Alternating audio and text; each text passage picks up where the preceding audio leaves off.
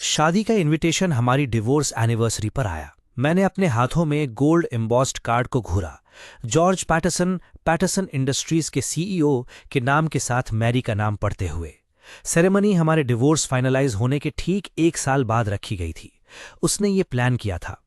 वो चाहती थी कि मैं उसे आगे बढ़ते हुए देखूं, बड़े लोगों में शादी करते हुए, वो जिंदगी जीते हुए जो उसे हमेशा लगता था कि वो डिजर्व करती है।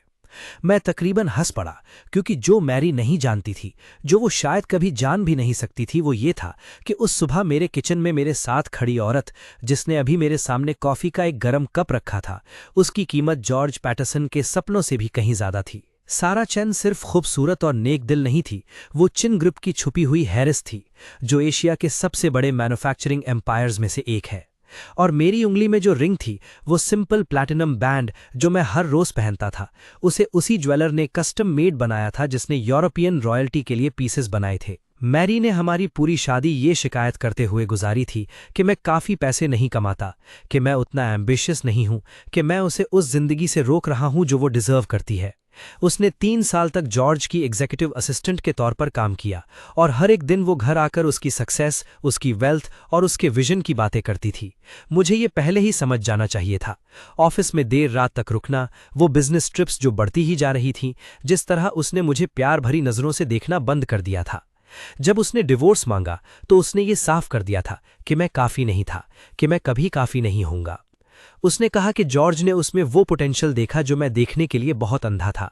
उसने कहा कि वो अकेले हमारी शादी का बोझ उठाते हुए थक गई है, एक ऐसे आदमी के साथ शादी करके थक गई है जो मीडियोक्रिटी में खुश था। मैंने बिना किसी लड़ाई के पेपर साइन कर दिए, इसलिए नहीं कि मुझे परवाह नहीं थी, इसलिए नहीं कि मैं उससे प्यार नहीं करता था, बल्कि इसलिए क्योंकि मैं भी थक गया था। खुद को किसी ऐसे के सामने साबित करने की कोशिश से थक गया था जिसने पहले ही तय कर लिया था कि मैं उस मेहनत के लायक नहीं हूं। अब उसका वेडिंग इनविटेशन पकड़े हुए मुझे आयरनी के सिवा और कुछ महसूस नहीं हो रहा था। मैरी ने मुझे एक अमीर आदमी, एक ज्यादा कामयाब आदमी के लिए छोड़ दिया था, एक ऐसा आदमी जो उसे वो सब दे सकता था जो उसे लगता था कि उसे चाहिए। और उसने मुझे ये इनविटेशन इसलिए भेजा था क्योंकि वो चाहती थी कि मैं छोटा महसूस करूं, ऐसा महसूस करूं जैसे मैं हार गया हूं, उस चीज से जलन महसूस करूं जो उसे मिली है। जो वो नहीं समझ पाई वो ये था कि मैं पहले ही आगे बढ़ चुका था। मैंने पहले ही कुछ असली, कुछ जेन्युइन ढूंढ लिया था, कुछ ऐसा जो कंडीशंस, एक्सपेक्टेशंस और कभी ना खत्म होने वाली डिमांड्स के साथ नहीं आया था। सारा डिवोर्स के 6 महीने बाद मेरी जिंदगी में आई थी, और उसने मुझे याद दिलाया कि अपनी शख्सियत के लिए वैल्यू पाना कैसा लगता है, न कि उस चीज के लिए जो मैं दे सकता हूं। मेरी उंगली में जो रिंग थी वो सिर्फ ज्वेलरी नहीं थी, वो एक ऐसे प्यार का सिंबल था जिसे खुद को साबित करने की जरूरत नहीं थी। मैरी को ये जल्द ही पता चल जाएगा। मैं मैरी से 8 साल पहले यूनिवर्सिटी के पास एक कॉफ़ी शॉप में मिला था, जहां मैं अपनी इंजीनियरिंग डिग्री खत्म कर रहा था। वो खिड़की के पास बैठी थी, उसका लैपटॉप उसके सामने खुला था, उसके बाल उसके चेहरे पर गिर रहे थे जब वो कीबोर्ड पर तेजी से टाइप कर रही थी। मैं वहां एक दोस्त से मिलने गया था जो लेट हो रहा था, और मैंने खुद को उसे कमरे के दूसरी तरफ से देखते हुए पाया। उसके काम करने के तरीके में कुछ दिलचस्प था, उसकी आंखों की इंटेंसिटी, उसकी ब्रॉ पर वो हल्की शिकन जब वो कॉन्सेंट्रेट करती थी। जब उसने आखिरकार ऊपर देखा और मुझे घूरते हुए पकड़ा तो उसने नजरें नहीं चुराईं, और ना ही वो अनकंफर्टेबल लगी। इसके बजाय वो मुस्कुराई, कोई दिखावटी मुस्कुराहट नहीं, बल्कि एक असली मुस्कुराहट जो उसकी आंखों तक पहुंची। हमने उस दिन 3 घंटे तक बात की। उसने मुझे बताया कि वो उसी यूनिवर्सिटी में बिजनेस मैनेजमेंट पढ़ रही थी, कि वो अपनी जिंदगी में कुछ मीनिंगफुल बनाना चाहती थी, कि वो पूरी जिंदगी सिर्फ किसी और के लिए काम करके एक क्यूबिकल में नहीं फंसना चाहती थी। मैंने उसे बताया कि मैं इंजीनियरिंग में अपनी डिग्री खत्म कर रहा हूं, मुझे कॉम्प्लेक्स प्रॉब्लम्स सॉल्व करना पसंद है, मुझे चीज़ों के एक साथ जुड़ने और उनके सही होने के तरीके में ब्यूटी मिलती है। उसने कहा कि मैं यूनिवर्सिटी पार्टीज में मिलने वाले बाकी लड़कों से अलग था। उसने कहा कि मैं थॉटफुल और जेन्युइन था। मुझे लगा कि उस दिन मुझे मेरा जीवन साथी मिल गया था। हमने 2 साल तक डेट किया इससे पहले कि मैंने उसे प्रपोज किया। ये कोई फायरवर्क्स या फ्लैश मॉब वाला बड़ा जेस्चर नहीं था। मेरे पास तब ज्यादा पैसे नहीं थे, यूनिवर्सिटी से नया निकला हुआ था और बस अपनी पहली असली इंजीनियरिंग जॉब शुरू की थी। लेकिन मैंने उसके लिए रिंग खरीदने के लिए महीनों तक बचत की। वो छोटी थी, सिंपल थी, उन बड़ी डायमंड रिंग्स की जैसी बिल्कुल नहीं थी जो उसकी सहेलियां अपने बॉयफ्रेंड से पा रही थी। लेकिन जब मैं उसी कॉफी शॉप में घुटनों के बल बैठा, जिस कॉफी शॉप में हम पहली बार मिले थे, उसी खिड़की के सामने जहां वो उस दिन बैठी थी, तो वो रो पड़ी। उसने बिना किसी हिचकिचाहट के हाँ कह दिया। उसने कहा कि उसे रिंग के साइज या उसकी कीमत से कोई फर्क नहीं पड़ता। उसने कहा कि उसे सिर्फ मैं और एक साथ जिंदगी चाहिए थी। मैंने उस पर पूरा यकीन किया। हमने अगली स्प्रिंग में एक ऐसी सेरेमनी में शादी की जो बहुत निजी और खूबसूरत थी। वो एक छोटी सी शादी थी, बस हमारे सबसे करीबी दोस्त और घर वाले एक गार्डन वेन्यू में इकट्ठा हुए थे। मैरी के पेरेंट्स पूरे दिन मेहरबान लेकिन दूर दूर रहे।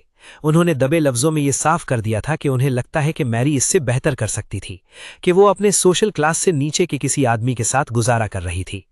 मेरे पेरेंट्स की मौत सालों पहले एक कार एक्सीडेंट में हो गई थी, इसलिए मेरे साथ खड़े होने वाला कोई नहीं था सिवाय मेरे सबसे अच्छे दोस्त जेम्स के, जिसने मेरे बेस्ट मैन के तौर पर साथ दिया। मैरी ने मुझसे वादा किया था कि हम साथ में एक जिंदगी बनाएंगे, कि हम हर चीज में एक दूसरे का साथ देंगे, कि हम हर चैलेंज का एक टीम की तरह सामना करेंगे, चाहे जो भी हमारे रास्ते में आए।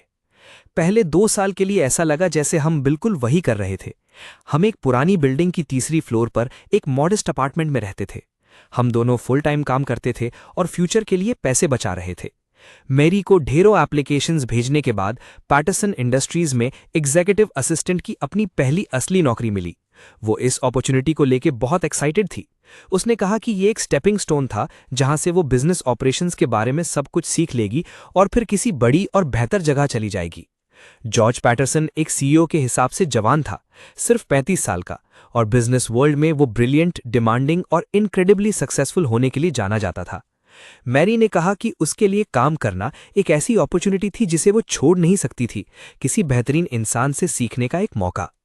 मैंने उसके फैसले का पूरी तरह साथ दिया। मैं हमेशा हर उस चीज में उसका साथ देता था जो वो करना चाहती थी। लेकिन धीरे धीरे हमारे बीच चीजें बदलने लगी। वो शाम को देर तक काम करने लगी। वो हमारे साथ खाने के वक्त जॉर्ज के बारे में और भी ज्यादा बातें करने लगी। उसने हमारी जिंदगी की तुलना उन लोगों की जिंदगी से करनी शुरू कर दी जिनके साथ वो पैटरसन इंडस्ट्रीज में काम करती थी।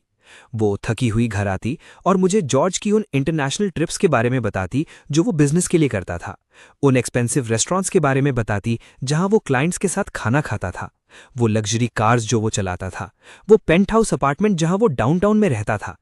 पहले मुझे लगा कि वो बस अपने दिन के बारे में वेंटिंग कर रही है, बस शेयर कर रही है कि काम पर क्या हो रहा था। लेकिन फिर उसके कमेंट्स और भी ज्यादा पॉइंटेड और फ्रीक्वेंट होने लगे। तुम अपनी कंपनी में किसी बेहतर पोजीशन के लिए अप्लाई क्यों नहीं करते? तुम अपने करियर में जहां हो वहां इतने कंटेंट क्यों हो? क्या तुम हमारे और हमारे फ्यूचर के लिए और ज्यादा नहीं चाहते? मैं हमारे लिए और ज्यादा चाहता था, लेकिन मैं अपनी जिंदगी में बैलेंस भी चाहता था। मैं सिर्फ एक बड़े पेचेक के लिए सब कुछ, अपनी हेल्थ, अपना फ्री टाइम, अपनी पीस ऑफ माइंड सैक्रिफाइस नहीं करना चाहता था। मैं ऐसा इंसान नहीं बनना चाहता था जो सक्सेस को सिर्फ डॉलर्स और प्रमोशंस में नापता हो। मुझे लगा मैरी मेरे बारे में ये बात समझती थी। मुझे लगा हम जिंदगी में क्या जरूरी है इस बात पर एक ही पेज पर थे। मैं इस बारे में गलत था। हमारी 5वीं एनिवर्सरी तक हमारे बीच की वार्मथ, ठंडक और दूरी में बदल चुकी थी। उसने काम पर मेरे दिन के बारे में पूछना बंद कर दिया। उसने मेरे जोक्स पर हंसना बंद कर दिया जैसे वो पहले करती थी। उसने मुझे पहले की तरह छूना बंद कर दिया, वो छोटे से टचेस जो बिना कहे आई लव यू कहते थे।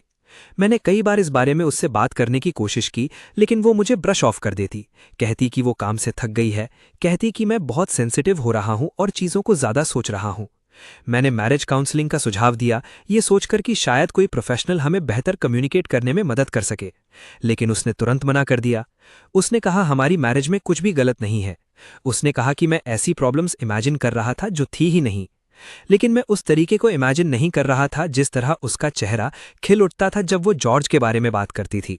मैं उस तरीके को इमेजिन नहीं कर रहा था जिस तरह वो मेरे मुकाबले काम के लिए अलग तरह से तैयार होती थी, अपने मेकअप और आउटफिट चॉइसेस पर ज्यादा वक्त बिताती थी। मैं उन रातों को इमेजिन नहीं कर रहा था जब वो देर से घर आती थी और उसमें से एक्सपेंसिव कुलोन की खुशबू आती थी जो यकीनन मेरी नहीं थी।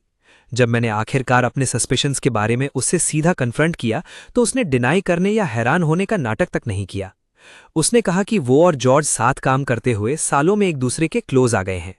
उसने कहा कि वो उसे उन तरीकों से समझता है जैसे मैं कभी नहीं समझ सकता था। उसने कहा कि वो उसे इंटेलेक्चुअली चैलेंज करता है, प्रोफेशनली इंस्पायर करता है, उसे उस तरह से अलाइव महसूस कराता है जैसे मैंने सालों से नहीं कराया था। उसने कहा कि वो अब मुझसे प्यार नहीं करती। उसने कहा कि उसने मुझसे काफी समय से प्यार नहीं किया था, शायद सालों से। मैंने उससे सीधा पूछा कि क्या वो हमारी मैरिज के दौरान अनफेथफुल रही थी। वो एक लंबे पल के लिए हिचकिचाई, फिर उसने कहा कि अब इससे कोई फर्क नहीं पड़ता। उसने कहा कि मैरिज उसके दिल में पहले ही खत्म हो चुकी थी। उसने कहा कि मुझे ये पहले ही देख लेना चाहिए था अगर मैं ध्यान दे रहा होता। शायद मुझे साइन समझ लेने चाहिए थे, लेकिन किसी चीज का खत्म होना जानना और असल में उसकी रियलिटी का सामना करना दो बिल्कुल अलग बातें हैं। मैंने कई हफ्ते ये समझने में बिताए कि क्या हुआ था। ये समझने की कोशिश की कि एक हस्बैंड के तौर पर मुझसे कहाँ गलती हुई। मैंने हमारी हर कन्वर्सेशन को दोबारा रीथॉट किया, हर वो आर्ग्यूमेंट जो हमारे बीच हुई, हर वो पल जहां मैं हमें बचाने के लिए कुछ अलग कर सकता था। लेकिन सच तो ये था कि मैं अंजाम बदलने के लिए कुछ नहीं कर सकता था। मैरी अपना फैसला मुझे बताने से बहुत पहले ही कर चुकी थी। उसने एम्बिशन को लव के ऊपर चुना था। उसने स्टेटस को पार्टनरशिप के बजाय चुना था। उसने मेरे बजाय जॉर्ज को चुना, हमारे बजाय उस सब के बजाय जो हमने साथ मिलकर बनाया था। डिवोर्स जल्दी हो गया और लीगली स्पीकिंग काफी पेनलेस रहा। हमारे बच्चे नहीं थे, इसलिए कस्टडी अरेंजमेंट्स की चिंता नहीं थी। हमारी कोई शेयर्ड प्रॉपर्टी नहीं थी जिसे डिवाइड करने या जिस पर बहस करने की जरूरत हो। उसे अपार्टमेंट से जो चाहिए था उसने ले लिया, ज्यादातर फर्नीचर और डेकोरेशंस जो उसने पिक किए थे, और मैंने बिना लड़े उसे वो ले जाने दिया। मुझ में मटीरियल पोजेशंस के लिए लड़ने की एनर्जी नहीं थी। मैं बस चाहता था कि यह सब खत्म हो जाए ताकि मैं हीलिंग शुरू कर सकूं। जब पेपर्स फाइनलाइज हो गए और हम सब कुछ साइन करने के लिए आखिरी बार मिले, उसने मेरी तरफ एक ऐसे एक्सप्रेशन के साथ देखा जिसे मैं समझ नहीं पाया, और कहा, मुझे उम्मीद है डेविड तुम्हें कोई ऐसा मिले जो तुम्हारे लिए इनफ हो। मैंने उस कमेंट का कोई जवाब नहीं दिया, क्योंकि मैं अंदर से जानता था कि इस रिलेशनशिप में जो इंसान इनफ नहीं था वो मैं कभी नहीं था। डिवोर्स के बाद के महीने अजीब और डिसोरिएंटिंग थे, जैसा मैंने सोचा नहीं था। मैं अपने ऑफिस के पास एक छोटे अपार्टमेंट में शिफ्ट हो गया। एक नई बिल्डिंग की सेकंड फ्लोर पर एक 1 बेडरूम जगह थी। वहां खामोशी थी। किसी के साथ इतने साल रहने के बाद वहां बहुत ज्यादा खामोशी थी। मुझे मेरी के घर में चलने फिरने की कांस्टेंट साउंड की आदत हो गई थी। दूसरे कमरे में वर्क कॉल्स के वक्त उसकी आवाज की गूंज, सुबह तैयार होते वक्त हार्डवुड फ्लोर पर उसकी हील्स की तेज क्लिक की आवाज। अब वहां सिर्फ खामोशी थी, सिर्फ मैं और मेरे ख्याल, और कभी कभार पतली दीवारों से आती नेबर्स की आवाजें। मैंने दर्द से ध्यान भटकाने के लिए खुद को काम में झोंक दिया। एक मिड साइज टेक फर्म में सीनियर इंजीनियर की मेरी जॉब कोई ग्लैमरस या एक्साइटिंग नहीं थी, लेकिन ये स्टेडी और रिलायबल थी, और मैं अपने काम में माहिर था।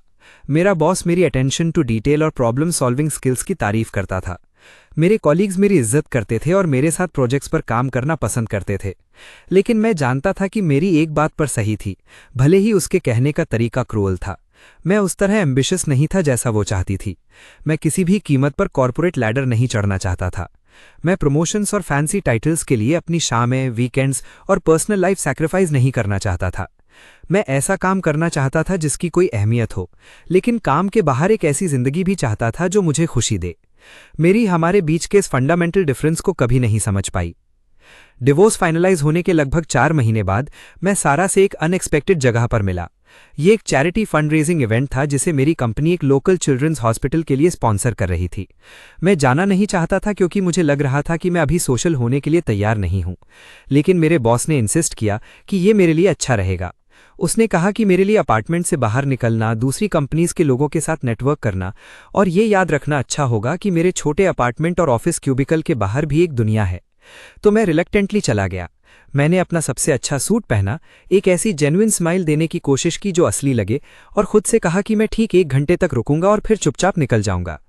सारा बार एरिया के पास खड़ी थी और उसके हाथ में शैंपेन का ग्लास था। वो उस भरे कमरे में उतनी ही अनकंफर्टेबल लग रही थी जितना मैं महसूस कर रहा था। वो इस तरह ब्यूटीफुल थी जो अटेंशन डिमांड नहीं करती थी और ना ही कैलकुलेटेड लग रही थी। उसके लंबे काले बाल थे जो उसके कंधों से नीचे गिर रहे थे, डेलिकेट फीचर्स जो ऑलमोस्ट पोर्सिलिन की तरह लग रहे थे, और गहरी आंखें जो बिना किसी जजमेंट के अपने आसपास की हर चीज को देख रही थी। जब उस भीड़ में हमारी आंखें मिली, वो मुझे देखकर मुस्कुराईं और मैं बिना सोचे ही उसकी तरफ चलने लगा। हमने पूरी रात बात की, मेरे जाने के प्लान के बहुत बाद तक। उसने मुझे बताया कि वो बिजनेस मीटिंग्स के लिए शहर में है। वो इंटरनेशनल ट्रेड और इंपोर्ट एक्सपोर्ट ऑपरेशंस में काम करती है। वो लगातार देशों के बीच ट्रैवल करती है और उसके पास कभी रुकने और लाइफ एंजॉय करने का वक्त नहीं होता। मैंने उसे बताया कि मेरा हाल ही में डिवोर्स हुआ है और मैं अभी चीज़ें समझने की कोशिश कर रहा हूँ, कि मैं अभी देख रहा हूँ कि मेरी लाइफ में आगे क्या होगा, और ये कि मैं आमतौर पर चैरिटी इवेंट वाला इंसान नहीं हूँ। वो इस कमेंट पर हंसी, एक ऐसी जेन्युइन हंसी जिससे उसकी आंखें क्रिंकल हो गईं। उसने कहा कि वो भी चैरिटी इवेंट वाली इंसान नहीं है, लेकिन कभी कभी ऑब्लिगेशंस की वजह से अटेंडेंस देनी पड़ती है। रात खत्म होने से पहले हमने फ़ोन नंबर्स एक्सचेंज किए। अगले कुछ हफ्तों तक हम दिन भर अक्सर टेक्स्ट करते रहे। वो फनी और क्विक विटेड थी, अपने सवालों में थॉटफुल थी और अपनी लाइफ और स्ट्रगल्स के बारे में रिफ्रेशिंगली ऑनेस्ट थी। उसने वो गेम्स नहीं खेले जो बहुत से लोग अर्ली डेटिंग में खेलते हैं। उसने एग्जैजरेशन से मुझे इंप्रेस करने की कोशिश नहीं की और ना ही खुद को ज़्यादा इंटरेस्टिंग दिखाने की कोशिश की। उसने मुझसे ऐसे बात की जैसे मैं कोई ऐसा इंसान हूं जिससे बात करना अच्छा लगे, कोई ऐसा जिसके थॉट्स और ओपिनियंस मैटर करते हों। जब उसने पूछा कि क्या मैं शहर के उसके अगले विजिट पर डिनर के लिए मिलना चाहूंगा, तो मैंने बिना हेजिटेशन या सेकंड गेस किए हाँ कह दिया। वो पहला डिनर अगले हफ्ते एक और डिनर में बदल गया, जो फिर शहर की लंबी वॉक्स में बदल गया, जहां हमने उन नेबरहुड्स को एक्सप्लोर किया जहां हम दोनों पहले कभी नहीं गए थे, जो फिर साथ बिताए गए पूरे वीकेंड्स में बदल गया, जहां हम म्यूजियम्स, पार्क्स और साइड स्ट्रीट्स में छुपे छोटे कैफेज एक्सप्लोर करते थे। सारा के साथ रहना इतना ईजी था कि मैं भूल गया था कि ऐसा भी हो सकता है। उसने मुझे कभी ऐसा महसूस नहीं करवाया कि मुझे खुद से ज़्यादा कुछ बनना है या किसी और की तरह प्रिटेंड करना है। उसने मुझे एग्जैक्टली वैसा ही एक्सेप्ट किया जैसा मैं था, मेरे फ्लॉज के साथ।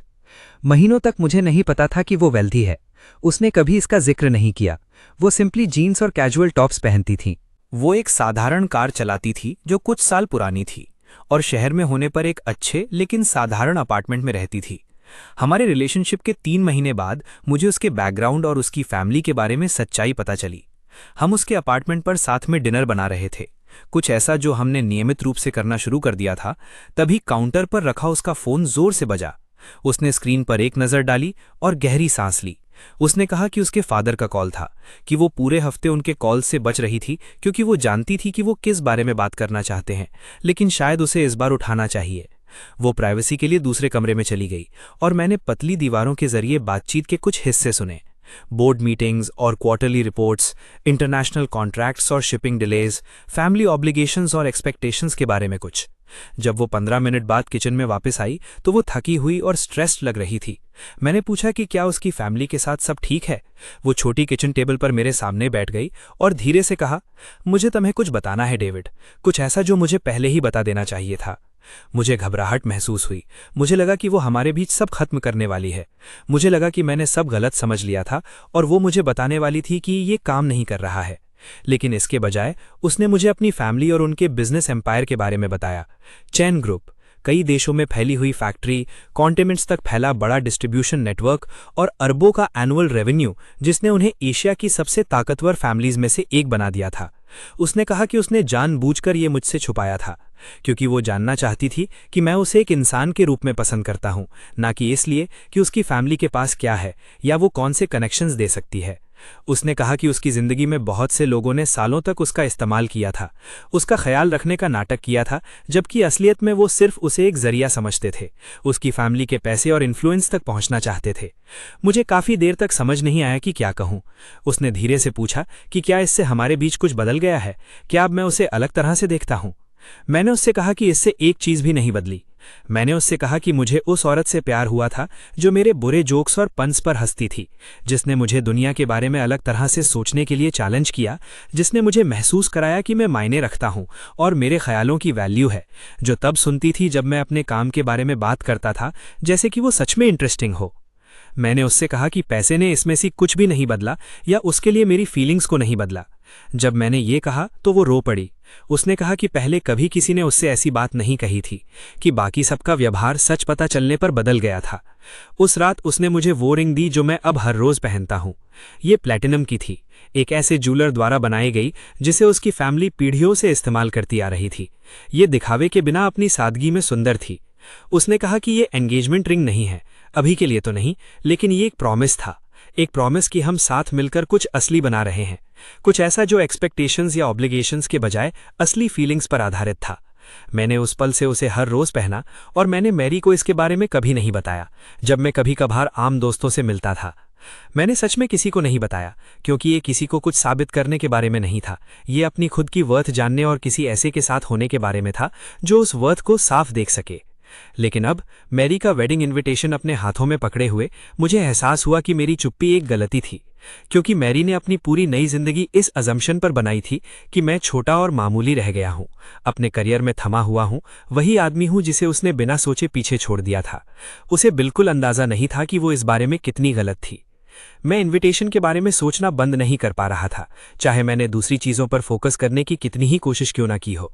ये 3 दिनों तक मेरे किचन काउंटर पर रखा रहा। जब भी मैं कॉफ़ी मेकर या रेफ्रिजरेटर के पास से गुजरता, उसकी गोल्ड लेटरिंग पर लाइट पड़ती थी। सारा ने इसे नोटिस किया। बेशक वो हमेशा नोटिस करती थी जब कोई चीज़ मुझे परेशान करती थी, भले ही मैं इसे छुपाने की कोशिश करूं। क्या तुम वेडिंग में जाने वाले हो? उसने एक सुबह पूछा जब हम एक साथ काउंटर पर बैठकर कॉफ़ी पी रहे थे, इससे पहले कि उसे बिजनेस मीटिंग के लिए निकलना पड़े। मुझे नहीं पता, मैंने ईमानदारी से स्वीकार किया। मेरे एक हिस्से को लगता है कि मुझे इसे पूरी तरह से इग्नोर कर देना चाहिए और फेंक देना चाहिए, लेकिन मेरे एक दूसरे हिस्से को लगता है कि मुझे वहां जाना चाहिए और इसे होते हुए देखना चाहिए। ये देखना चाहता हूं कि उसे एहसास हो कि उसने कोई कॉम्पिटिशन नहीं जीता है। सारा ने काउंटर के उस पार हाथ बढ़ाया और मेरा हाथ अपने हाथ में ले लिया। उसका एहसास गर्म और सुकून देने वाला था।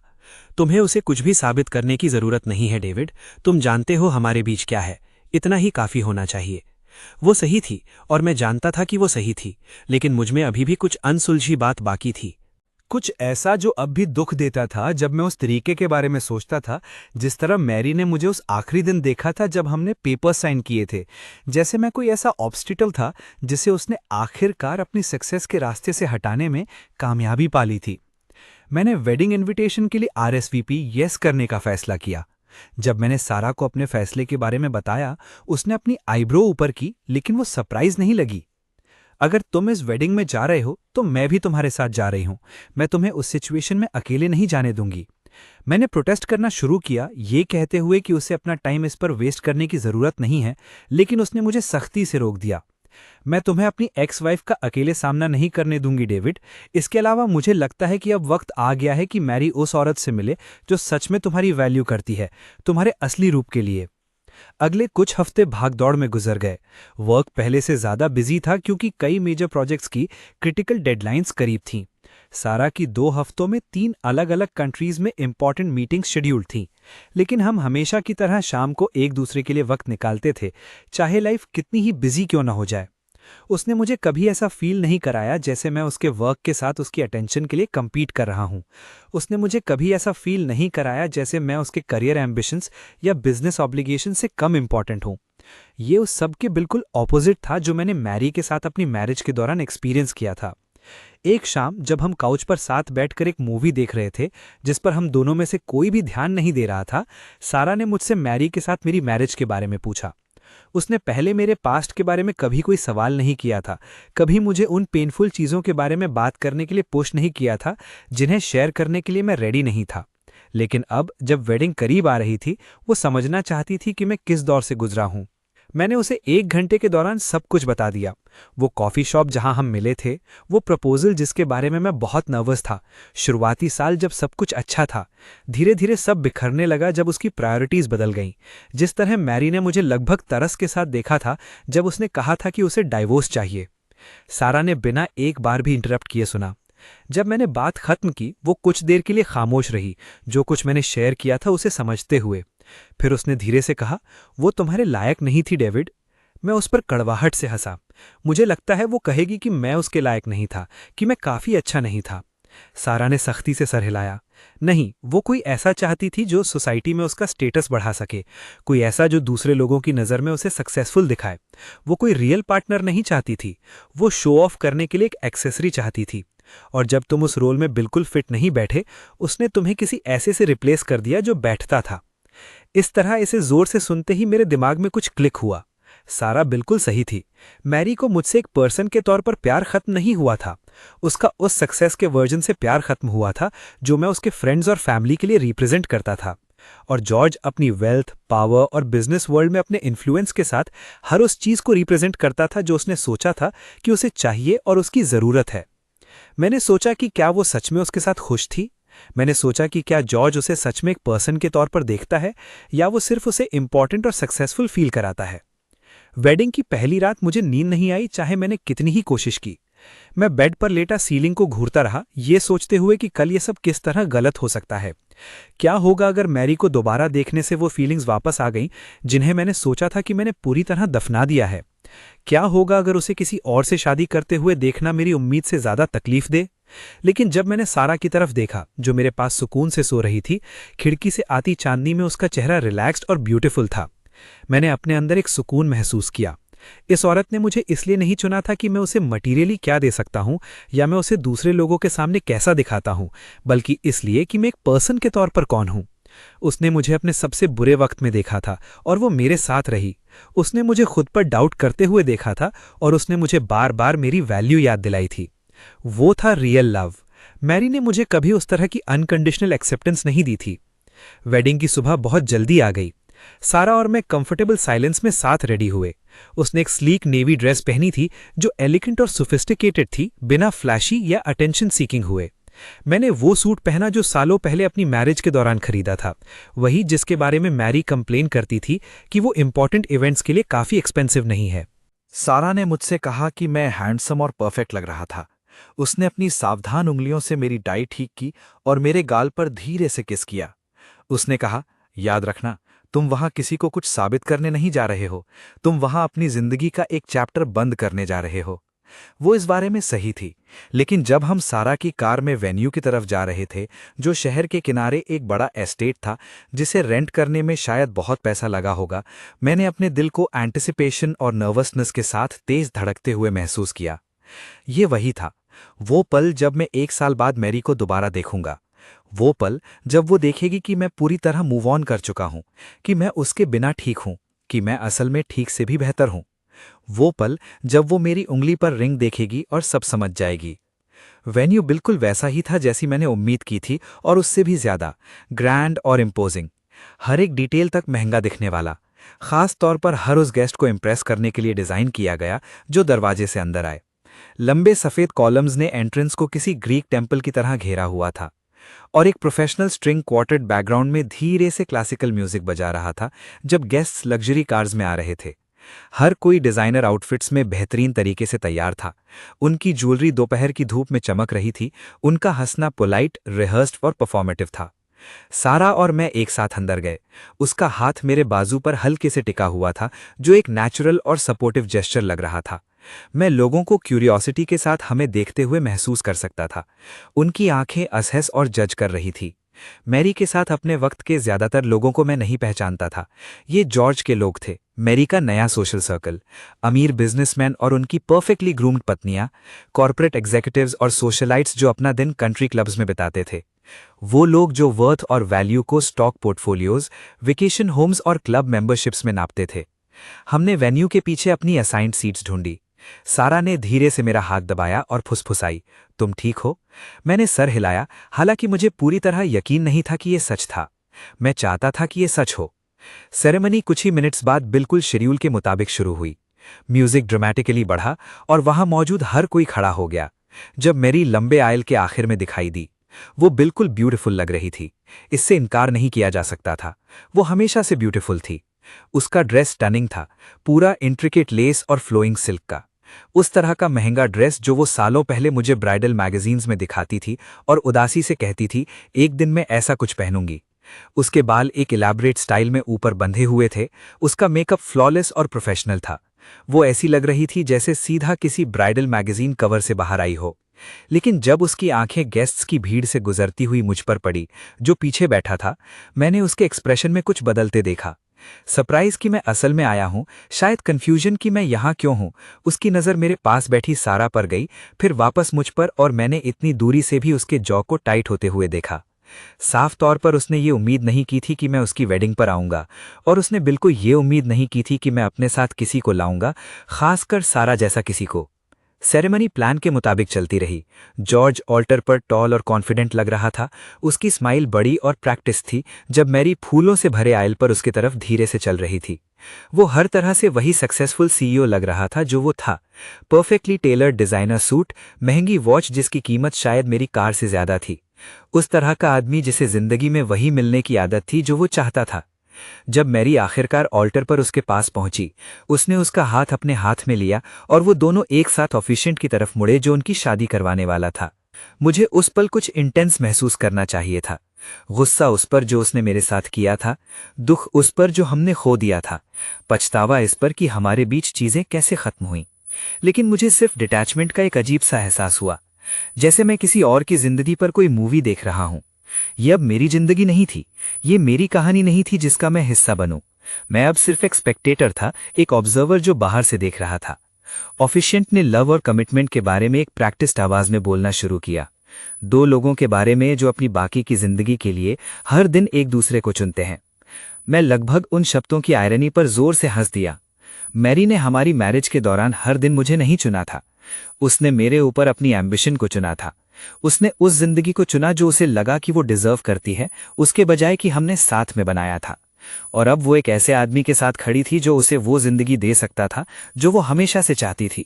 लेकिन मैंने सोचा कि क्या जॉर्ज वाकई पॉलिश्ड एक्सटीरियर के नीचे असली मैरी को जानता था?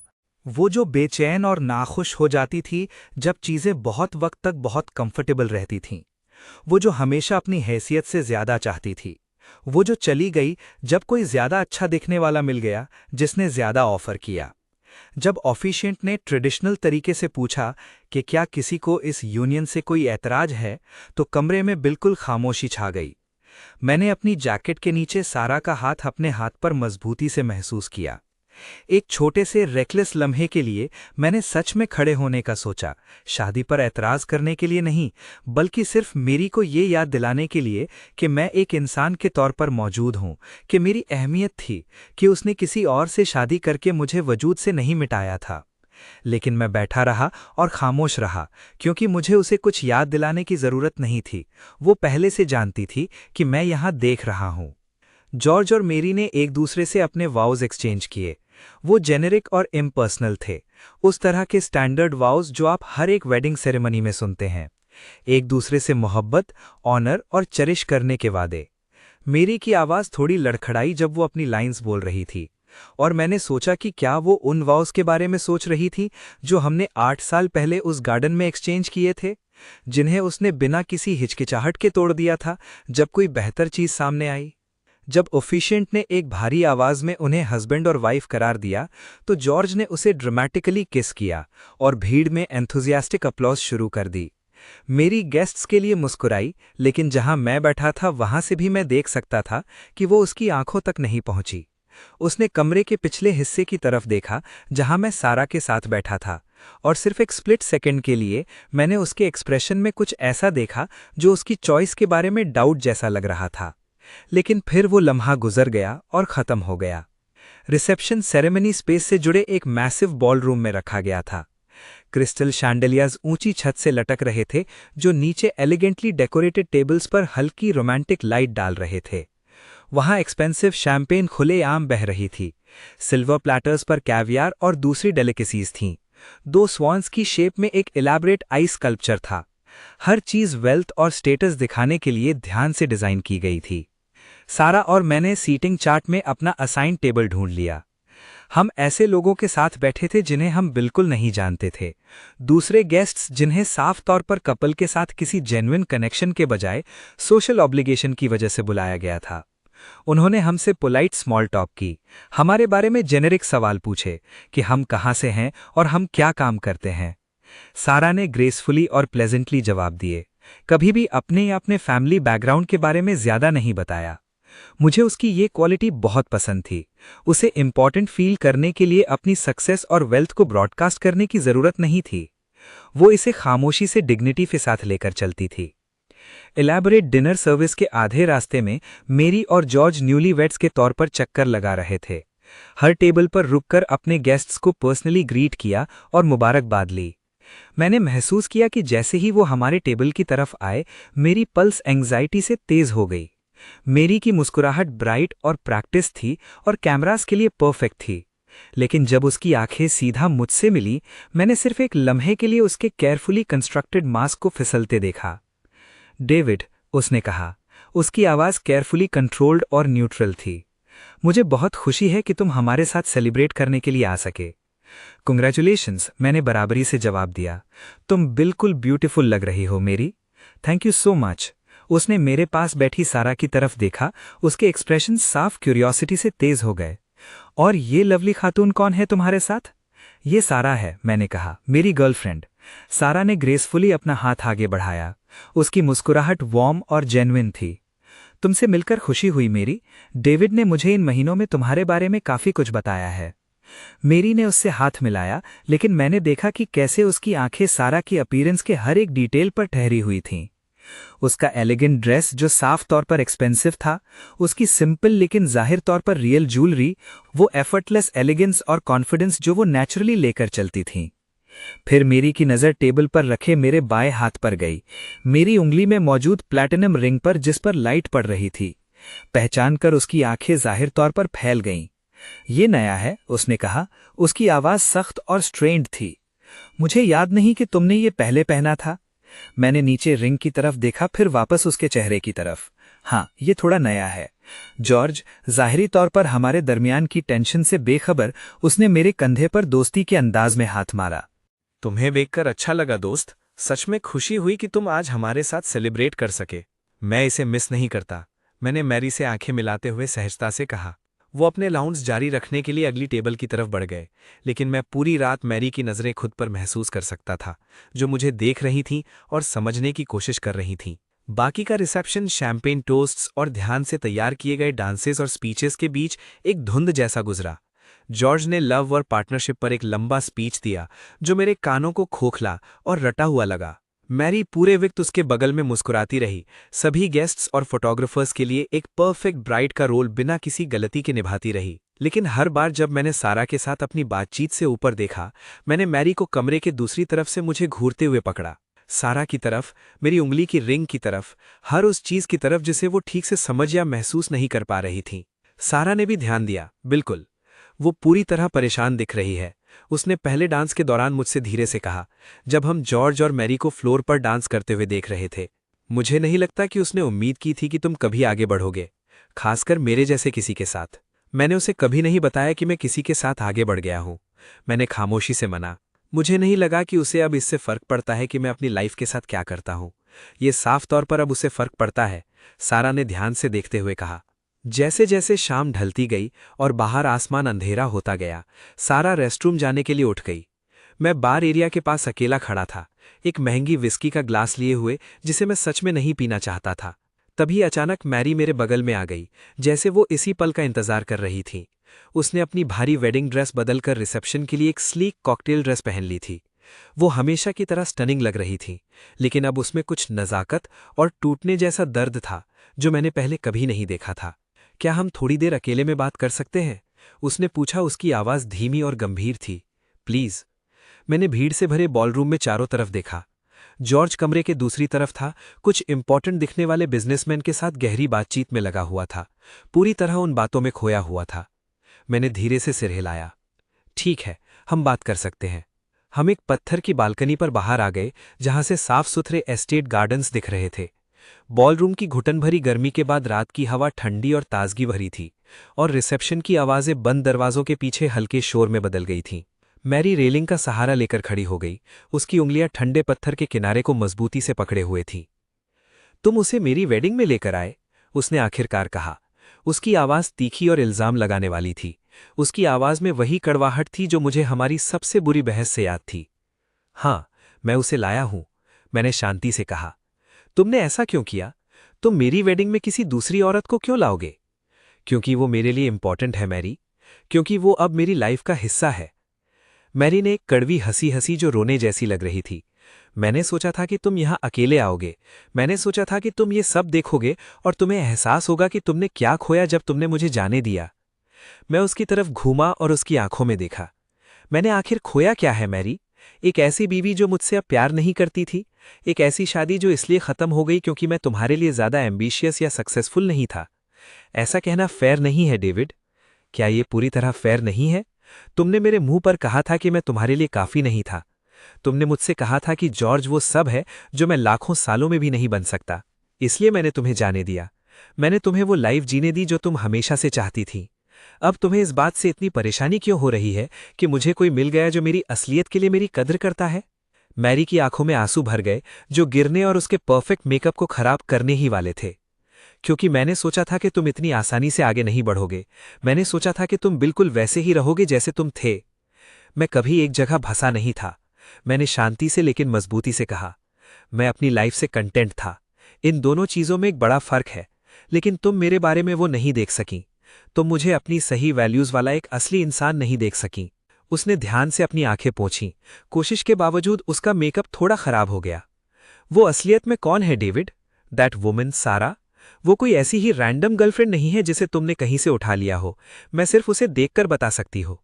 उसका नाम सारा है, जैसा मैंने कहा, और तुम एक बात पर सही हो। वो बिल्कुल भी रैंडम नहीं है। वो ब्रिलियंट और काइंड और थॉटफुल है, और वो मुझे वैसा ही देखती है जैसा मैं हूं, न कि उसके लिए जो मैं उसे मटीरियली दे सकता हूं। मेरी का जबड़ा साफ तौर पर सख्त हो गया। क्या वो वेल्दी है? क्या इसलिए तुम उसके साथ हो? मैं एक लंबे पल के लिए हिचपिचाया, फिर फैसला किया कि अब सच छुपाने का कोई फायदा नहीं है। हाँ, वो वेल्दी है, असल में बहुत वेल्दी। चांदनी में मेरी का चेहरा पीला पड़ गया। हम कितनी वेल्थ की बात कर रहे हैं? क्या इससे सच में फर्क पड़ता है कि उसके पास कितना पैसा है? हाँ, मेरे लिए फर्क पड़ता है। मुझे जानने की जरूरत है। मैंने एक गहरी सांस ली। उसका परिवार चैन ग्रुप का मालिक है, वो इंटरनेशनल मैन्युफैक्चरिंग एम्पायर। मेरी की आंखें शॉक और डिसबिलीफ से फट गईं। चैन ग्रुप? वही असली चैन ग्रुप जो बिलियंस का है? हाँ, वही। वो स्टंट साइलेंस में मुझे घूरती रही। उसका मुंह खुलता और बंद होता रहा, जैसे उसे कोई शब्द ही नहीं मिल रहे हों। आखिरकार वो फुसफुसाई, तो तुम मुझे बता रहे हो कि तुम किसी ऐसे के साथ हो जो जॉर्ज से ज्यादा वेल्दी है, उसके पूरे परिवार से ज्यादा वेल्दी है? मैं उसके परिवार के पैसे की वजह से उसके साथ नहीं हूं मेरी। शुरुआती 3 महीनों तक जब हम साथ थे, मुझे उसके बैकग्राउंड के बारे में पता भी नहीं था। मैं उसके साथ हूं क्योंकि वो मुझसे जेन्युइनली प्यार करती है, क्योंकि वो मुझे महसूस कराती है कि एक इंसान के तौर पर मेरी अहमियत है, क्योंकि वो उसे वैल्यू करती है जो मैं हूं, न कि उसे जो मैं उसके लिए प्रोवाइड कर सकता हूं। मेरी ने मुझसे नजर फेर ली। उसके हाथ साफ तौर पर कांप रहे थे जब उसने रेलिंग को पकड़ा। मैंने सोचा था कि तुम्हें छोड़कर मैंने सही फैसला किया है। मैंने सच में सोचा था कि जॉर्ज वो सब कुछ है जो मुझे खुश रहने के लिए चाहिए। लेकिन हाल ही में, खासकर इन पिछले कुछ महीनों में, मैं सोच रही हूं कि क्या मैंने कुछ ऐसा प्रेशियस खो दिया है जो मुझे कभी वापस नहीं मिल सकता। तुमने कुछ तो खोया है, मैंने कहा। मेरी आवाज फर्म और क्लियर थी, लेकिन पैसे या स्टेटस या किसी भी सुपरफिशियल चीज की वजह से नहीं। तुमने एक असली पार्टनरशिप खो दी। तुमने किसी ऐसे को खो दिया जो तुम्हारे साथ खड़ा रहता चाहे जो भी हो जाता, और तुम वो मुझसे वापस नहीं पा सकती मेरी, अभी नहीं, कभी नहीं। वो सीधा मेरी तरफ मुड़ी। उसके चेहरे से अब आंसू बह रहे थे। क्या तुम मुझसे नफरत करते हो उसके लिए जो मैंने तुम्हारे साथ किया? मैं तुमसे बिल्कुल नफरत नहीं करता, बस अब मैं तुमसे प्यार नहीं करता। वो फीलिंग्स पूरी तरह खत्म हो गई हैं। वो फिजिकली घबरा गई, जैसे मैंने उसके चेहरे पर जोर से थप्पड़ मारा हो। इससे पहले कि वो कोई जवाब दे पाती, बालकनी का दरवाजा अचानक खुला और सेरा ठंडी रात की हवा में बाहर आई। उसने अपने सामने का सीन काम और असेसिंग आंखों से देखा। उसका एक्सप्रेशन प्रोटेक्टिव था। Everything okay out here? उसने धीरे से पूछा, मुझसे सवाल करते हुए। मैं तुरंत उसके पास गया और उसका हाथ अपने हाथ में लिया। उसकी प्रेजेंस से खुद को संभला हुआ महसूस किया। सब ठीक है, हम बस एक दूसरे को गुड बाय कह रहे थे। मेरी ने हमें साथ देखा। उसका चेहरा इमोशन और रिग्रेट से टूट गया। फिर वो अचानक मुड़ी और बिना हम दोनों से एक भी शब्द कहे वापस अपने ही वेडिंग रिसेप्शन के अंदर चली गई। सेरा ने अपनी खूबसूरत आंखों में चिंता के साथ मेरी तरफ देखा। Are you okay? उस बातचीत के बाद मैंने सर हिलाया, इस बार पूरे यकीन के साथ।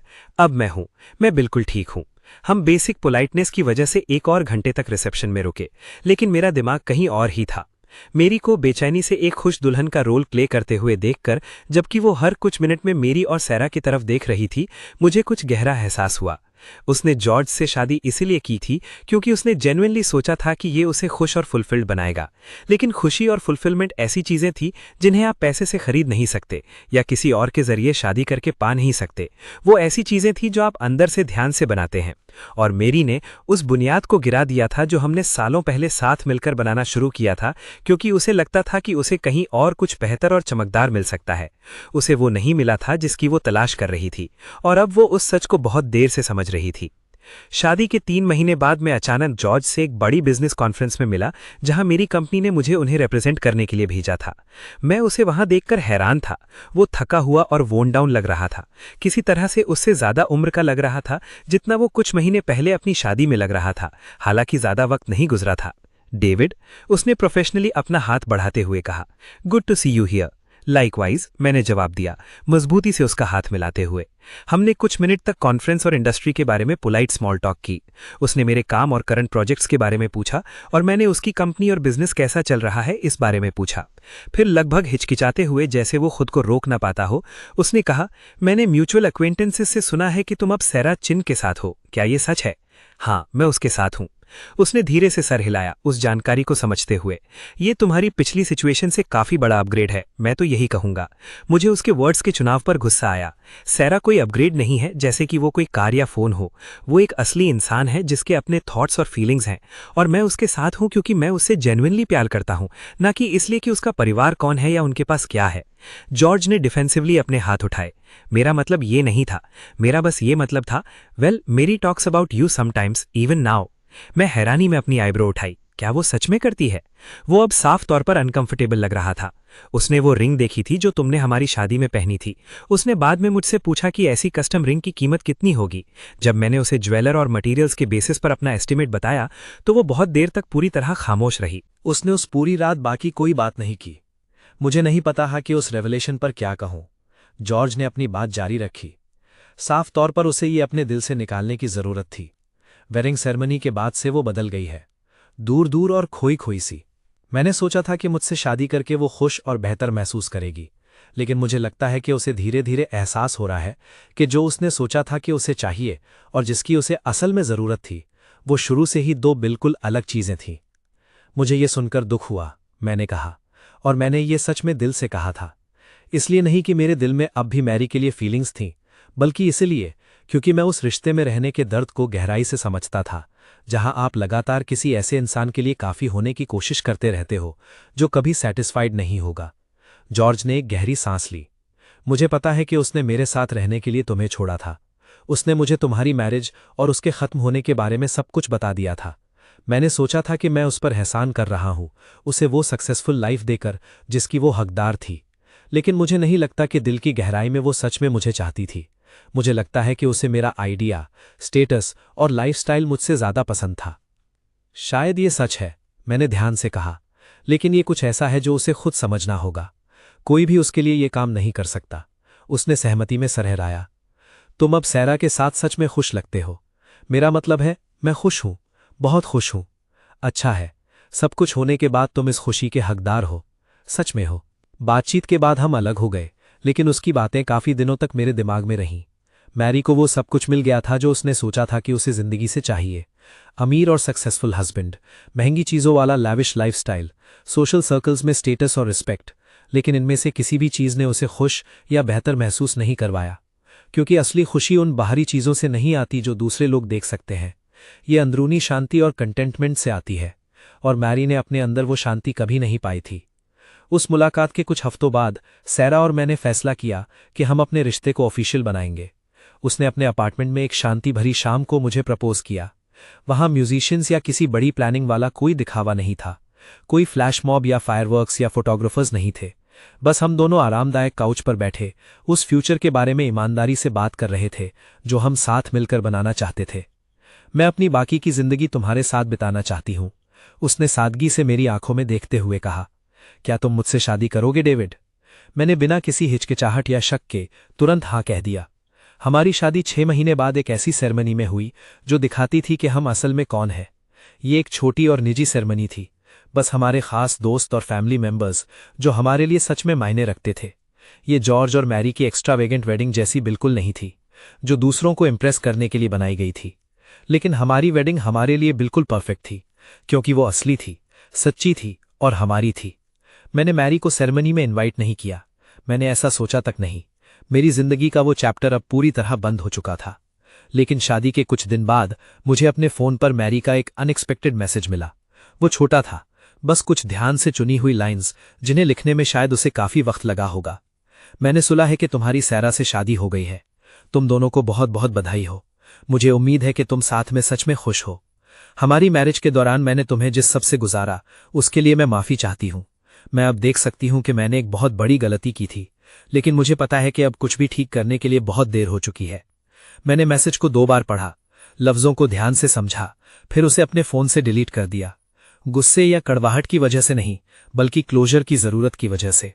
मैरी ने अपने फैसले अपनी मर्जी से किए थे, मैंने अपने फैसले किए थे, और हम दोनों उन फैसलों के नतीजों के साथ जी रहे थे। अब सैरा और मैंने आने वाले सालों में एक साथ असली जिंदगी बनाई, एक सच्ची जिंदगी जो मायने रखती थी। हम उन जगहों पर गए जिन्हें हम हमेशा से देखना चाहते थे। हम हर रोज एक साथ हंसते थे। हमने बिना किसी हिचकिचाहट के एक दूसरे के सपनों और एम्बिशंस का साथ दिया। उसने कभी एक बार भी मुझे छोटा या अधूरा महसूस नहीं करवाया। उसने मुझे कभी ऐसा महसूस नहीं करवाया कि उसका प्यार पाने के लिए मुझे लगातार खुद को साबित करना होगा। उसने मुझे बस वैसा ही प्यार किया जैसा मैं था, और मैंने गहरी शुक्रगुजारी के साथ ये एहसास किया कि एक पार्टनर से मुझे हमेशा बस यही चाहिए था। सालों बाद मुझे आम जानने वालों से पता चला कि मैरी और जॉर्ज का डिवोर्स हो गया था। जाहिर है उसने उसके एक अमीर बिजनेस पार्टनर्स में से किसी के साथ अफेयर चला रखा था, कोई ऐसा जो जॉर्ज से भी ज्यादा अमीर था और जिसके पास ज्यादा स्टेटस और कनेक्शंस थे। डाइवोर्स काफी गंदा, पब्लिक और एक्सपेंसिव था, जो बिजनेस न्यूज़पेपर्स में हर जगह छपा था। जॉर्ज अपनी डिग्निटी और रेपुटेशन के साथ उस शादी से बाहर निकल गया था। मैरी के हाथ बिल्कुल कुछ नहीं लगा था, एक प्रीनप्चुअल अग्रीमेंट साइन करने की वजह से। जब मैंने ये न्यूज़ सुनी तो मुझे कोई सैटिस्फैक्शन या विंडिकेशन महसूस नहीं हुई। मैं खुश नहीं था कि उसकी जिंदगी बिखर गई थी। मुझे बस सच में दुख हो रहा था। दुख कि मैरी ने अपनी इतनी प्रेशियस लाइफ उस चीज का पीछा करने में बिता दी जो उसे कभी सच में खुश या पूरा नहीं करती। दुख कि उसने सक्सेस के एक इल्यूजन के पीछा करने में हर एक मीनिंगफुल ब्रिज जला दिया था। सारा ने मुझसे थॉटफुली पूछा कि क्या मैं मैरी को उसके मुश्किल वक्त में सपोर्ट देने के लिए उससे बात करना चाहता हूं। मैंने कुछ दिनों तक इस बारे में काफी सीरियसली सोचा, लेकिन आखिर में मैंने इसके खिलाफ फैसला किया। इसलिए नहीं कि मैं बुरा या हार्टलेस था, बल्कि इसलिए क्योंकि मैं जानता था कि मैरी को अपना रास्ता खुद ढूंढने की जरूरत है। उसे ये मुश्किल लेसन सीखने की जरूरत है कि खुशी उन चीजों से नहीं आती जो आपके पास हैं या जिसके साथ आप हैं, बल्कि इस बात से आती है कि आप अंदर से कैसा इंसान हैं। और मैंने ये लेसन बहुत पहले सीख लिया था, जब मैरी ने मुझे वर्थलेस महसूस करवाया था। अब उस घर में बैठकर जो सारा और मैंने मिलकर बनाया था, अपनी खिड़की से सनसेट देखते हुए मुझे सिर्फ सुकून महसूस हो रहा था। मैरी वो वेडिंग इनविटेशन भेजकर मुझे जेलस फील करवाना चाहती थी। वो चाहती थी कि मैं उसकी सक्सेस देखूं और ऐसा महसूस करूं जैसे मैं कोई कंपटीशन हार गया हूं। मगर आखिर में मैंने पैसे या स्टेटस से कहीं ज्यादा कीमती कुछ जीत लिया था। मैंने वैसा ही होने के लिए प्यार पाने का मौका जीत लिया था जैसा मैं असल में था। और मेरी रिंग, वो सिंपल प्लैटिनम बैंड जो असली प्यार का सिंबल थी, हमेशा किसी भी डायमंड से बड़ी रहेगी।